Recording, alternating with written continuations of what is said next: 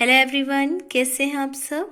इस वीडियो में कक्षा 12 इतिहास एनसीईआरटी बेस्ड पर यूपी बोर्ड 2020-21 यहाँ पे देखिए सन लिखा हुआ है। इतिहास के पेपर में आता है कि 25 नंबर पर प्रश्न है और इसमें जो है का खा गा घा अंगा करके 10 मतलब इस तरह के सन होते हैं जिनके बारे में आपको लिखना पड़ेगा कि कौन से सन में क्या हुआ। यहाँ इम्पॉर्टेंट कुछ सन है, जैसे 1526 है। तो 1526 ईस्वी में पानीपत का पहला युद्ध हुआ था बाबर और इब्राहिम लोदी के बीच में, जिसमें बाबर विजयी हुआ था और उसी समय से यानी 1526 से ही भारत में मुगल साम्राज्य की नींव पड़ गई थी।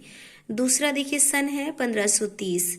तो 1530 ईस्वी में बाबर की मौत हुई थी और उसी समय यानी कि 1530 में हुमायूं जो कि बाबर का पुत्र है वो सिंहासन पर बैठा था।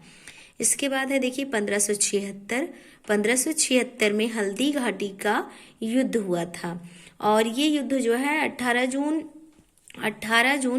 1576 में हुआ था मेवाड़ के महाराणा प्रताप और अकबर के बीच में। और उसके बाद प्रश्न वो है सन है 1581। तो 1581 में अकबर ने दीन इलाही धर्म की घोषणा की थी। और इसके बाद है 1600। तो 1600 में भारत में ईस्ट इंडिया कंपनी की स्थापना हुई थी, यानी कि अंग्रेजों ने, जो कि इंग्लैंड के थे, अंग्रेजों ने ईस्ट इंडिया कंपनी की स्थापना 1600 ईस्वी में की थी। और अगला सन है 1674।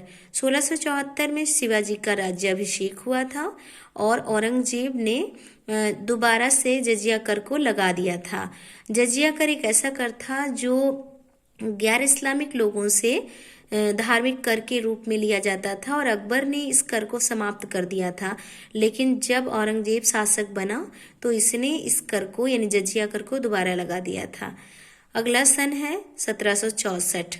1764 में बक्सर का युद्ध हुआ था और बक्सर का युद्ध जो है ईस्ट इंडिया कंपनी के जो उस समय थे मुख्य हेक्टर मुनरो और जो है मुगल और बाकी जो बंगाल के नवाब और सैनिक थे, सेनाओं के बीच में ये युद्ध लड़ा गया था। और इसके बाद है 1773। 1773 में रेगुलेटिंग एक्ट पारित हुआ था अंग्रेजी हुकूमत के द्वारा और जिसके अंतर्गत कंपनी के शासन को और अधिक मजबूत कर दिया गया था। फिर है 1793। 1793 में बंगाल का अस्थाई बंदोबस्त या जो है इसको इस्तमरारी बंदोबस्त भी कहा जाता है, जमींदारी बंदोबस्त, ये पारित हुआ था और चार्टर एक्ट पारित हुआ था। इसके बाद है 1905। 1905 में बंगाल का विभाजन हुआ था।